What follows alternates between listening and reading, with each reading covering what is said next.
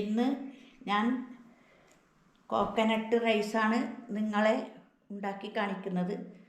തേങ്ങാച്ചോറ് എന്ന് പറയും. അതിനു വേണ്ടി ഞാൻ 2 കപ്പ് കൈമ റൈസ് എടുത്തിട്ടുണ്ട്. കൈമ റൈസ് തന്നെ വേണമെന്നില്ല കേട്ടോ, വേറെ പച്ചരി ഏത് ആയാലും മതി. പക്ഷെ കൈമ റൈസ് ആണെങ്കിൽ നല്ല ടേസ്റ്റ് ഉണ്ടാവും.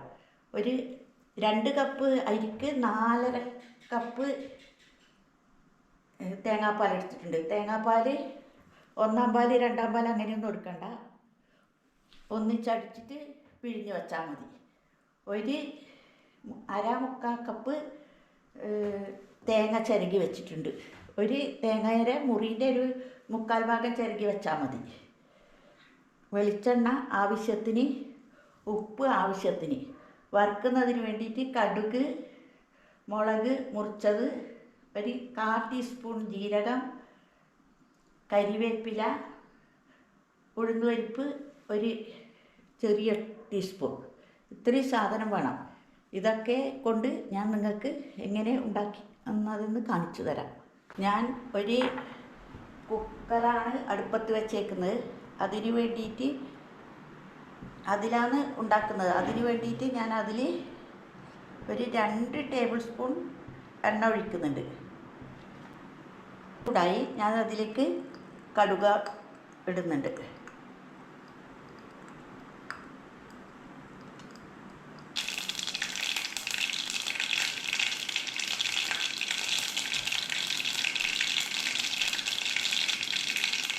കടുക് പൊട്ടിക്കഴിഞ്ഞു. അതിലേക്ക് ഞാൻ ഉഴുന്ന് പരിപ്പ് ഇടുന്നുണ്ട്.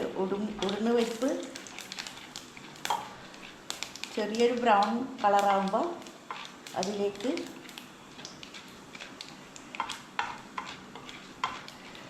കരിവേപ്പിലയും ക്രഷ്ഡ് മുളകല്ല, മുറിച്ച മുളകും ജീരകവും ചേർക്കണം.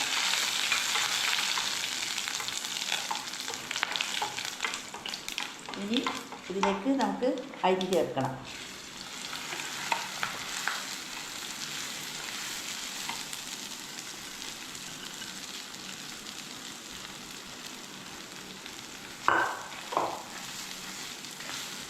എണ്ണയ്ക്ക് പകരം നെയ്യ് ഉപയോഗിക്കാം. ഞാനിപ്പോൾ വെളിച്ചെണ്ണയാണ് ഉപയോഗിച്ചത്. വേണമെന്ന് വെച്ചാൽ വെളിച്ചെണ്ണയാകുമ്പോൾ തേങ്ങയിട്ട് തന്നെ ഒരു ഇതായില്ല.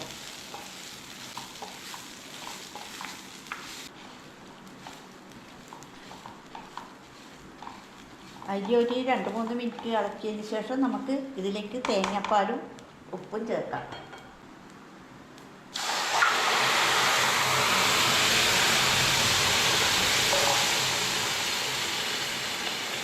ആവശ്യത്തിന് ഉപ്പും ചേർക്കണം.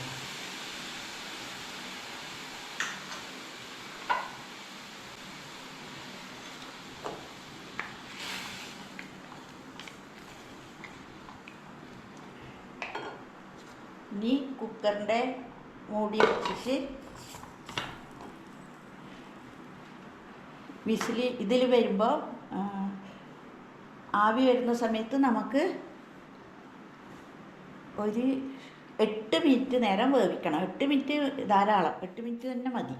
അതിൽ കൂടുതൽ വെക്കേണ്ട ആവശ്യം ഉണ്ടാവില്ല. 8 മിനിറ്റ് കൊണ്ട് നമ്മുടെ തേങ്ങാ റൈസ് റെഡിയാവും. ഇപ്പം ആവി വരുന്നുണ്ട്. ഇനി തീ കുറച്ചിട്ട് കൃത്യം 8 മിനിറ്റ് കഴിയുമ്പോൾ നമുക്ക് ഓഫാക്കാം. ആവി വരുമ്പോൾ നമുക്ക് തീ കുറക്കണം. തീ കുറച്ചിട്ടാണ് 8 മിനിറ്റ് വെക്കേണ്ടത്. 8 മിനിറ്റായി. ഞാൻ ഗ്യാസ് ഓഫാക്കുന്നത്. അപ്പോൾ കറക്റ്റായിട്ട് പാകമായിട്ടുണ്ടാവും. ഇനി ഇതിലേക്ക് ചിരകി വെച്ച തേങ്ങയും കൂടി ചേർക്കുന്നുണ്ട്.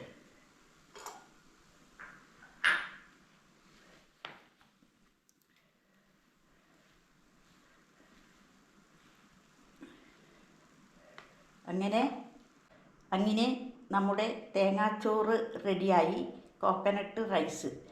ഇത് എല്ലാവർക്കും ഇഷ്ടപ്പെടും. എല്ലാവരും ലൈക്ക് ചെയ്യണം, ഷെയർ ചെയ്യണം, സബ്സ്ക്രൈബും ചെയ്യണം.